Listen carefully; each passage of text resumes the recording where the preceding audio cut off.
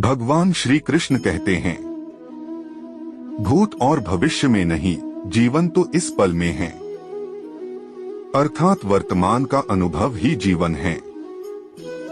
इंसान चाहे जितना भी खुद को व्यस्त रख ले, जिससे वो प्रेम करता है उसकी यादों से नहीं बच सकता।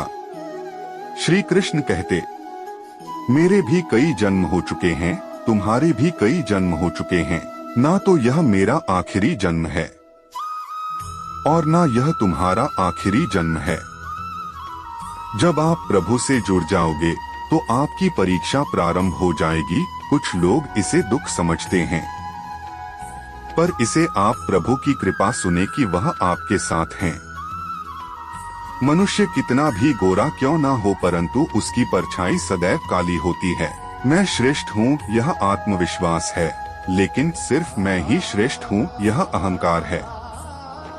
इंसान की सोच ही उसकी सबसे बड़ी पहचान है, वरना दुनिया में एक नाम के अनेक इंसान हैं। जिस व्यक्ति को आपकी कदर नहीं, उसके साथ खड़े रहने से अच्छा आप अकेले रहें।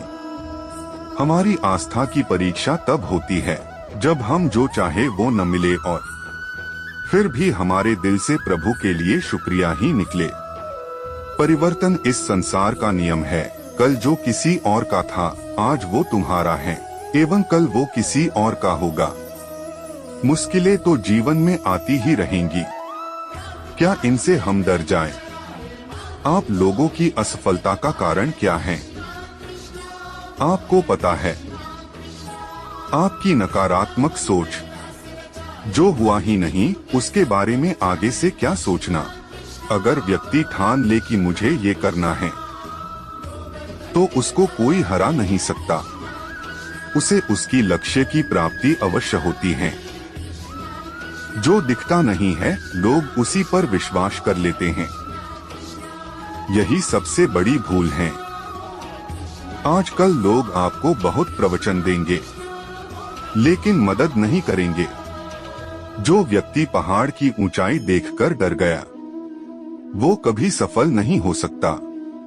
कुछ ऐसे लोग होते हैं कि अगर कोई व्यक्ति अपने लक्ष्य की ओर आगे बढ़ रहा है तो उसको रोकने का बहुत प्रयास करते हैं। मान लो आप अपने लक्ष्य की ओर आगे बढ़ रहे हो, कोई कह दे रास्ते में शेर हैं, तो आप क्या करोगे? पहली बात तो ये है कि आपको कोई लक्ष्य से दूर कर रहा है। दूसरी बात ये है कि आपके मन की डर ने वहाँ पर शेर को प्रकट किया है। यहाँ पर समझदार व्यक्ति आगे बढ़ते हैं और डरपोक पीछे। इच्छा पूरी नहीं होती तो क्रोध बढ़ता है, और इच्छा पूरी होती है तो लोभ बढ़ता है। इसलिए जीवन की हर स्थिति में धैर्य बनाए रखना। धर्म से भरा हृदय धर्म का परामर्श देता है, और अधर्म से भरा हृदय अधर्म का परामर्श देता है। श्री कृष्ण कहते हैं, जीवन में आधे दुख इस कारण जन्म लेते हैं क्योंकि उनसे आशाएं बड़ी होती है। इन आशाओं का त्याग करके देखो, जीवन में सुख ही सुख है। दया होनी चाहिए, कमजोरी नहीं, ज्ञान होना चाहिए, अहंकार नहीं। व्यक्ति को सफल बनने के लिए जीवन में संघर्ष करना ही पड़ता है। जो व्यक्ति संघर्ष करता है वही आगे बढ़ता है। प्यार और तकदीर कभी साथ नहीं चलते, क्योंकि जो तकदीर में होते हैं उनसे कभी प्यार नहीं होता, और जिससे हमें प्यार हो जाता है वह तकदीर में नहीं होता। प्रेम सदैव माफी मांगना पसंद करता है, और अहंकार सदैव माफी सुनना पसंद करता है।